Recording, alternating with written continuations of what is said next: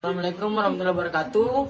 Nama saya Yasir Aditya Wirotama dengan NIM 23660110. Dalam video ini kami akan menjelaskan materi setelah UTS, yaitu tentang batuan sedimen dan batuan metamorf. Kami akan membahas mulai dari tekstur dan struktur, klasifikasi provenance, diagenesis, lingkungan pengendapan. Penjelasan ini bisa bermanfaat dan membantu teman-teman memahami materi lebih baik. Baik, langsung saja ke materi pertama, yaitu tentang tekstur, struktur, dan komposisi batuan sedimen. Definisinya, tekstur batuan sedimen meliputi ukuran butir dan distribusinya, misalnya penyortiran dan atau sortasi. Morfologi butir dan titur permukaan, karakteristik porositas, permeabilitas sedimen.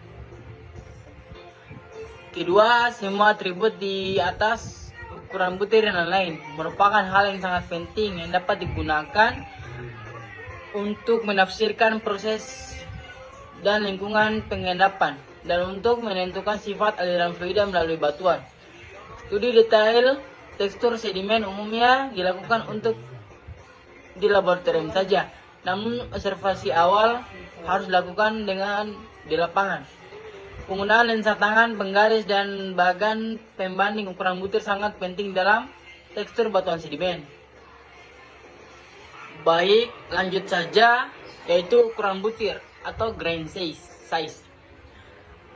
Ukuran butir rata-rata sedimen siliklastik digunakan untuk klasifikasi dan nomenklatur menurut skema Uden dan Wetmore. Secara umum, ukuran butir mencerminkan informasi sebagai berikut. 1. Energi hidrolik lingkungan. Sedimen yang lebih kasar atau kuarser diendapkan oleh arus yang lebih deras daripada sedimen yang lebih halus atau finer. Lumpur atau mud rocks terakumulasi di lingkungan energi rendah. Jarak dari sumber. Ukuran rata-rata menurut di hilir dalam sistem aluvial fluvial. Lereng bawah di perairan dalam, dan arah bawah angin untuk menjadi vulkaniklastik eksplosif. Tetapi ingat, lingkungan energi rendah juga terjadi berdekatan dengan saluran energi tinggi, misalnya tanggul atau left seperti saluran atau channel. Material sedimen yang tersedia di sumber. Erosi batu pasir rapuh hanya akan menghasilkan pasir dan kadar lumpur. Batu gamping, olitik, dan peloid sebagian besar berukuran seragam, dan ukuran bagian keras organik mempengaruhi ukuran butir pada batu gamping bioklastik. Sortasi atau sorting. Penyortiran atau sortasi adalah ukuran standar deviasi dari atau sebaran diskusi. Secara umum, ukuran butir mencerminkan informasi sebagai berikut. 1. Tingkat agitasi dan pengerjaan ulang. Periode pengangkutan atau agitasi yang lama mengarah pada penyortiran yang lebih baik, sedangkan pengendapan yang cepat menghasilkan penyortiran yang lebih buruk. 2. Ukuran asli pemilahan atau sortasi dari bahan sumber. Ukuran butiran dari sedimen itu sendiri, kerikil dan lumpur umumnya lebih sulit disortir daripada pasir. Yang selanjutnya, morfologi butir. 3 aspek morfologi butir, yaitu 1. Shape atau form, ditentukan oleh rasio sumbu pendek, panjang, dan menengah. Roundness ditentukan oleh derajat kelengkungan tonjolan butir. Sphericity, ukuran seberapa dekat butir mendekati bentuk yang sama atau bulat. Selanjutnya, shape. Shape adalah kenampakan partikel secara 3 dimensi yang berkaitan dengan perbandingan antara ukur panjang, sumbu menengah, dan sumbu pendek. Roundness atau derajat kebundaran adalah morfologi butir yang berhubungan dengan ketajaman dan kelingkungan pinggir dari sudut suatu partikel sedimen plastik. Sphericity adalah derajat suatu butiran untuk mendekati bentuk bola. Sedimen fabrik atau kemas. 2 aspek fabrik atau kemas misalnya susunan butir, yaitu orientasi butir dan kemasan butir. Keduanya dapat dihasilkan dari proses pengendapan dan melalui penguburan dan kekuatan tektonik. Kemah atau fabrik berkaitan dengan pengaturan butir dalam batuan serta hubungan dengan matrik. Tinggi rendahnya kelimpahan matrik secara langsung berpengaruh terhadap tingkat kerapatan persinggungan antar butir. Selanjutnya, struktur batuan sedimen, definisi dan klasifikasi. Struktur batuan sedimen merupakan kenampakan dalam tubuh batuan sedimen atau di antara perlapisan tubuh batuan sedimen yang terbentuk karena proses fisika, kimiawi, maupun biologis. Struktur batuan sedimen terdiri dari erosi, pengendapan, pasca pengendapan, dan biogenik. Struktur erosi yaitu struktur yang terbentuk karena proses erosi oleh aliran fluida dan aliran sedimen sebelum pengendapan di atas bidang perlapisan dan oleh partikel yang mengurus di permukaan sedimen. Struktur erosi dibentuk oleh aksi erosif yang dipengaruhi oleh beban sedimennya. Struktur erosi biasanya muncul sebagai cetakan di bagian bawah lapisan, tanda tunggal atau tanda depresi di bagian atas lapisan atau tanda permukaan, dan sebagai gerusan miring atau sub planar melalui unit sedimen. Contohnya seperti rilmak, furrow, dan ringes, fluid, dan lain-lain. Baik, selanjutnya materi selanjutnya yaitu tentang klasifikasi batuan sedimen. Klasifikasi batuan sedimen yaitu satu sedimen heterogeneus atau siliklastik atau klastik, terutama terdiri dari butiran detrial yang berasal dari pelapukan dan erosi batuan yang sudah ada sebelumnya. Contoh batuannya seperti 1 konglomerat, 2 batu pasir, 3 batu lumpur, dan beberapa paleosol. Selanjutnya, sedimen biogenik. Bioklastik atau organik berasal dari sisa-sisa kerangka dan bahan organik lunak dari organisme yang sudah ada sebelumnya dan dari bahan yang telah dibiosintesis. Contohnya batuan karbonat atau batu kapur dan dolomit, beberapa rijang, cer, fosforit, dan batu bara. Sedangkan sebagian besar batu gamping dan dolomit awalnya berasal dari bahan biogenik. Beberapa batu gamping adalah endapan kimia, misalnya olelites dan travertin. Dan sebagian besar dolomit dibentuk oleh perubahan kimia pasca pengendapan karbonat asli. Klasifikasi tidak pernah sempurna. Sedimen kamogenik atau kimia atau autogenik adalah yang terbentuk dari pengendapan langsung partikel kristal dari lautan garam pekat. Contoh batuannya evaporit, batu besi atau iron stone, dan sedimen logam lainnya. Beberapa karbonat dilihat di atas dan duricruz. Sedimen vulkaniklastik, vulkanogenik atau piroplastik sebagian besar terdiri dari butiran dan plastik yang berasal dari aktivitas vulkanik kontemporer. Contoh batuannya autoklastik, piroklastit, hiloklastites, dan ipeklatis atau abu tufa dan aglomerat. Klasifikasi batuan sedimen. Batuan sedimen umumnya dibagi lagi berdasarkan asalnya, sebagaimana tercermin dari komposisinya menjadi 4 kelompok utama yang didefinisikan sebagai berikut. Heterogeneous sedimen atau siliklastik atau plastik. Jenis batuan ini seperti konglomerat, sandstone, dan mudrocks, dan beberapa paleosol. Hampir sama seperti pengertian yang definisi tadi. Selanjutnya, sedimen klastik konglomerat. Konglomerat adalah semua batuan sedimen berbutir kasar. Ini didominasi oleh klastik berukuran kerikil, kurang lebih 2 mm.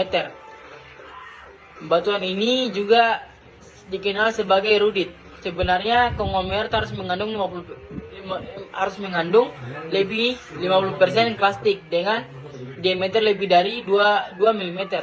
Kurang dari ini lebih tepatnya disebut batu pasir atau berkerikil atau berlumpur atau batu lumpur berkerikil.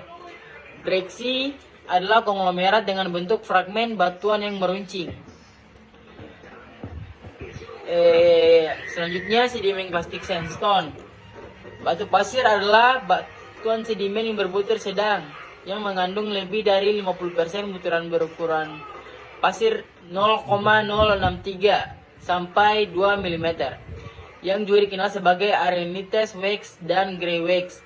Batu pasir merupakan salah satu jenis sedimen yang paling umum dan dapat ditemukan dari hampir semua lingkungan yang mulai dari dataran aluvial paling proksimal hingga dataran cekung laut terdalam.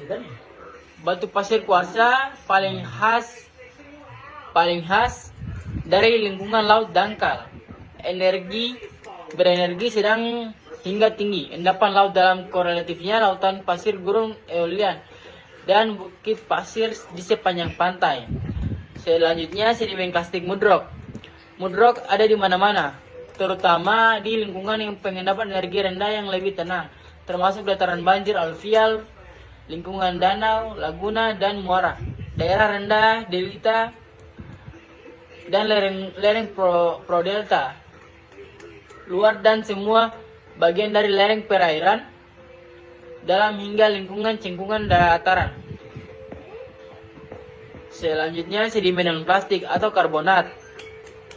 Batuan karbonat membentuk sekitar 1/5 dari seluruh batuan sedimen dalam catatan stratigrafi. Sedimen non plastik selanjutnya chert. Chert adalah istilah umum untuk batuan sedimen yang berasal dari biogenik, biokimia, atau geokomegenik. Selanjutnya sedimen non plastik fosforitis. Sedimen dari batuan sedimen sebagian besar terdiri dari bahan fosfat secara kolektif yang dikenal sebagai fosforit. Meskipun fosfor merupakan komponen penting dari semua makhluk hidup dan merupakan penyusun dominan tulang vertebrata, fosfor yang relatif jarang ditemukan dalam catatan sedimen. Fosfor laut terdapat di sepanjang daerah shelf terluar atau lereng atas tepian benua yang telah meningkatkan produktivitas organik. Fosfor laut sebagian besar terbentuk dalam kondisi oksigen rendah daripada kondisi anoksik penuh. Terjadi dalam bentuk pelet fosfat, nodul, kerak, dan lapisan tipis. Itulah penjelasan dari sedimen non plastik fosforitis. Baik, selanjutnya yaitu tentang petrologi, provenance, dan diagenesis batuan sedimen. Provenance batuan sedimen, istilahnya provenance berasal dari bahasa Prancis yaitu provenir, yang berasal atau muncul. Istilah ini juga dikenal sebagai provenience atau bukti. Kata-kata seperti area sumber dan sumber terkadang digunakan sebagai sinonim untuk provenance. Karena kata provenance umumnya digunakan oleh ahli sedimentologi saat ini. Bagaimanapun, ini memiliki arti lebih luas dari sekedar daerah sumber. Pengertian provenance telah diperluas untuk mencakup lokasi daerah sumber, seberapa jauh dan ke arah mana, ukuran atau volumenya, litologi batuan induk, sumber, kondisi tektonik atau daerah sumber, dan iklim dan relief sumber daerah sumber. Studi provenance asal-usulnya sangat penting untuk pemahaman kita tentang paleografi. Ketika digabungkan dengan studi lingkungan pengendapan, provenance sangat membantu menafsirkan posisi relatif lautan kuno dan dataran tinggi pada waktu tertentu di masa lalu geologis. Dari studi tersebut, kita dapat merekonstruksikan lokasi, ukuran butir, dan komposisi litologi sistem pegunungan yang telah lama hilang. Sebagian besar provenance of stones itu asal-usulnya batuan sedimen siliklastik difokuskan pada batuan pasir. Sebagian besar penelitian ini berkaitan dengan upaya untuk menafsirkan litologi batuan sumber. dan kumpulan mineral detrial. Selanjutnya, reading provenance from the property of quartz. Kuarsa adalah komponen yang paling melimpah di sebagian besar batu pasir dan merupakan salah satunya komponen dari beberapa batu pasir, sehingga para ahli tertarik dengan signifikasi potensi asal kuarsa sejak tahun awal studi fotografi. Misalnya pada tahun 1880 dan 1896.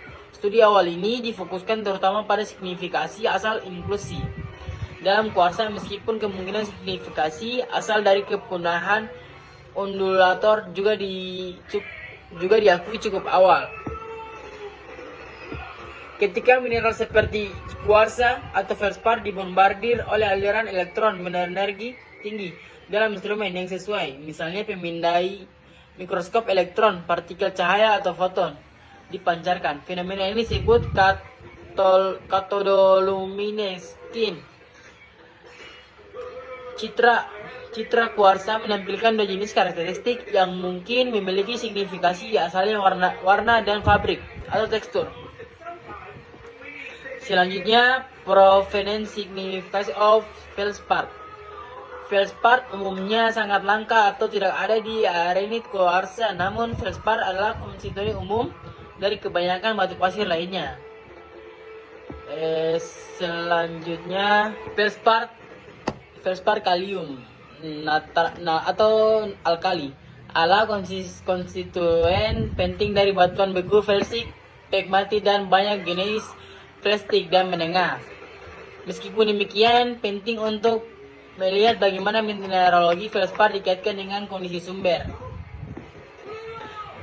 Provenance significance of rock fragment. Fragmen batuan detrial di batu pasir dan konglomerat memberikan bukti paling tegas dari litologi di batuan sumber. Oleh karena itu, fragmen merupakan batuan indikator sumber yang berharga di konglomerat dan beberapa batu pasir, gneiss, litik, arenites, dan banyak arenites feldspatik. Dengan kuarsa, pengecualian butyrigium, fragmen batu langka di sebagian besar arenit kuarsa. Selanjutnya, wall of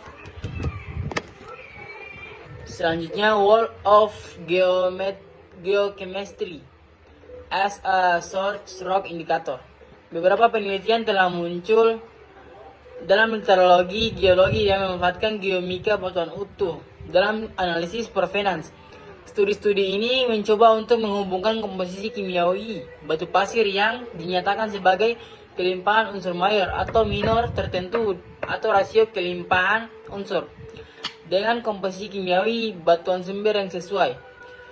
Studi semacam itu tampaknya memungkinkan identifikasi batuan sumber hanya dalam hal jenis komposisi yang agak luas. Provenance of stones. Interpretasi litologi batuan sumber hanyalah bagian dari proses analisis provenance. Untuk mengembangkan pemahaman yang lebih lengkap tentang provenance dan paleogeografi, kita perlu memahami juga hubungan antara daerah sumber, lingkungan pengendapan, dan kerangka tektonik regional.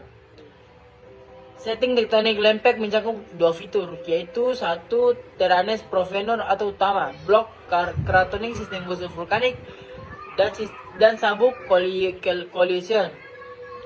Dua, jenis batas lempeng atau margin benua pasif atau retak, margin kontinental aktif atau organik, margin transformal.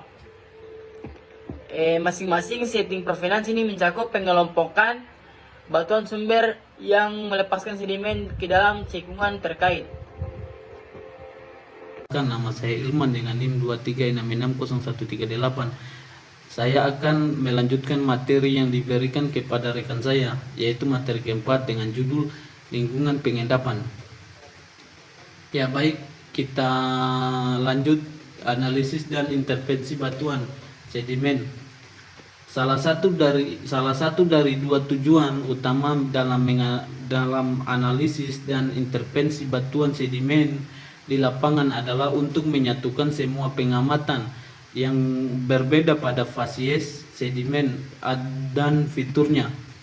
Model dan proses fasies yaitu asosiasi fasies, siklus dan urutan,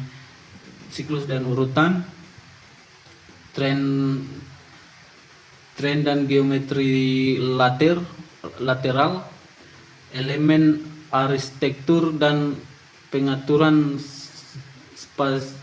spasial temporalnya, dan informasi apapun tentang kontrol dan laju sedimentasi. Dan yang kedua, ini kemudian digunakan untuk menyimpulkan sistem pengendapan atau bagian dari lingkungan pengendapan di mana sedimentasi terjadi. Ya baik, kita lanjut di beberapa definisi. Ya baik, kita lanjut ke beberapa definisinya. Dan salah satunya yaitu fluvial, proses yang berhubungan dengan aliran sungai atau endapan yang dihasilkan oleh proses aliran dataran fluvial. Dan yang kedua, aluvial, sedimen yang berbentuk karena proses pengendapan. Dan yang ketiga, eolian, berhubungan dengan angin, khususnya proses erosi dan pengendapan.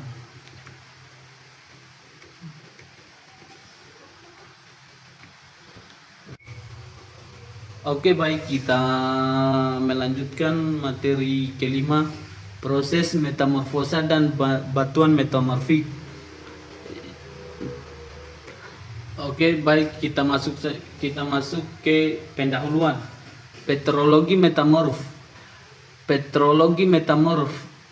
mempelajari batuan yang direkristalisasi dalam keadaan padat di dalam kerak bumi, dan rekristalisasi batuan di dalam kerak melibatkan deformasi, karena deformasi meningkatkan reaksi mineral dengan memperkenalkan energi regangan dan membuka jalur untuk pergerakan fluida.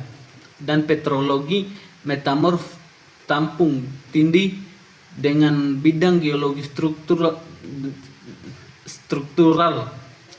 Banyak endapan biji terbentuk dari cairan hidrotermal pada suhu jauh di bawah suhu aktivitas beku. Dan petrologi metamorf melibatkan studi tentang mineralogi batuan metamorf.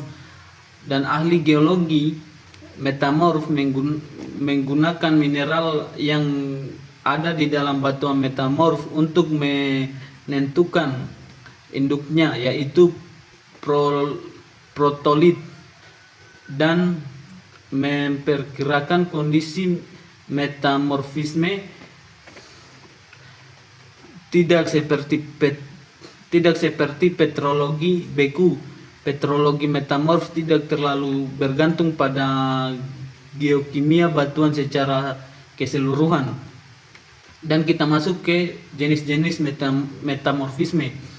Jenis-jenis metamorfisme yang paling umumnya adalah regional, kontak, boreal, dinamis, dan hidrotermal. Metamorfisme regional merupakan metamorfisme yang terjadi secara regional atau luas, biasanya berhubungan dengan orogeni dan deformasi yang menyertai. Contoh metamorfisme regional, ya 1. Penggunaan Alpen, Himalaya, atau penggunaan rocks Kanada akan menggunakan batuan metamorf di inti rentang di mana batuan mengalami deformasi dan metamorfisme pada saat penggunaan terbentuk. 2. Pendalaman dari pantai California pada pantai California akan mendokumentasikan batuan terdeformasi dan bermetamorfosis selama akresi sedimen di perpanjang pantai barat Amerika Utara di Mesozoikum. Oke, baik.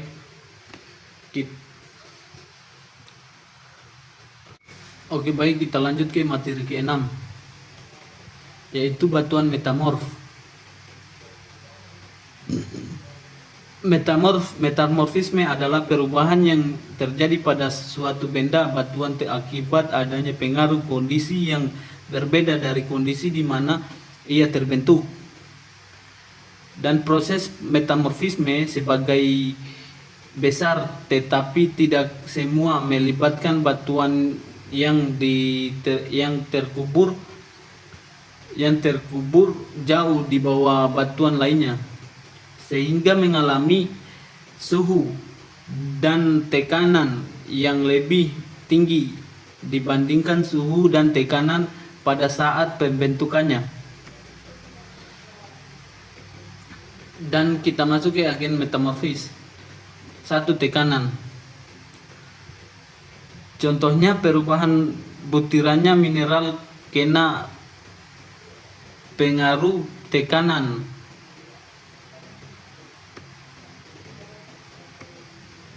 Dan kita masuk ke 3.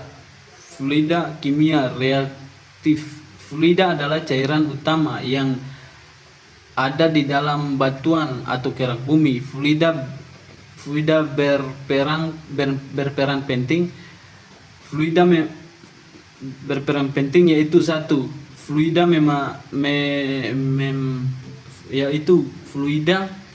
memfasilitas transfer ion antara mineral, dan di dalam mineral meningkatkan laju terjadinya reaksi metamorf.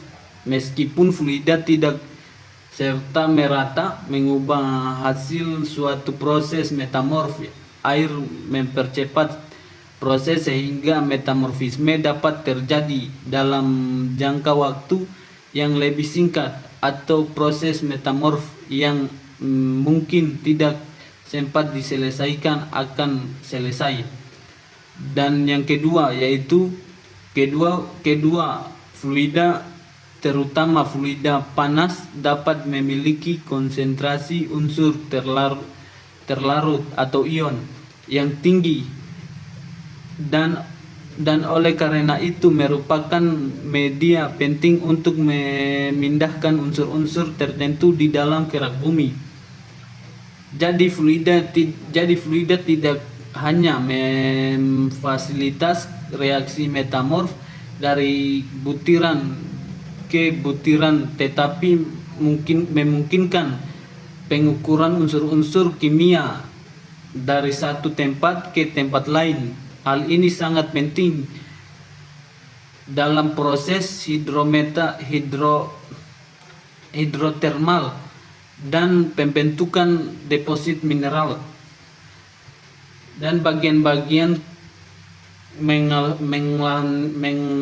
mengklasifikasikan batuan metamorf. Proses komposisi dan rekristalisasi mengubah tekstur protolith selama proses metamorfisme, yaitu 1. Kompaksi. Butiran mineral berubah menjadi lebih rapat karena batuannya menjadi lebih padat atau bisa disebut porositas berkurang. Dan dua, rekristalisasi. Pertumbuhan kristal berubah dari mineral asal, tidak ada perubahan komposisi kimia, orientasi mineral berkembang karena tekanan, atau mineral pipi atau melebar seperti muscovite dan biotit menunjukkan arah tertentu atau foliasi.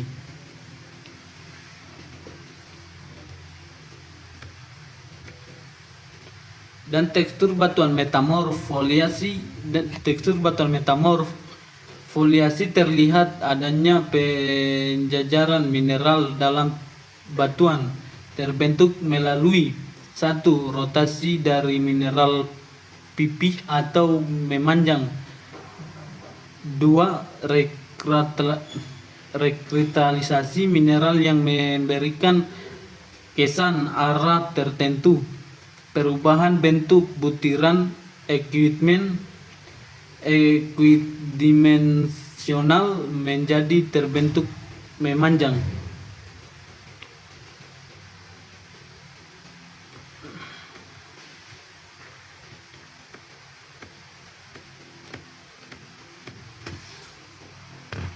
Oke, terima kasih. Mungkin hanya itu saja yang kami bisa dapat jelaskan. Semoga dapat dimengerti dan dipahami. Lebih dan kurangnya kami minta maaf. Saya tutup dengan wabillahi taufiq wal hidayah. Wassalamualaikum warahmatullahi wabarakatuh. Sampai jumpa.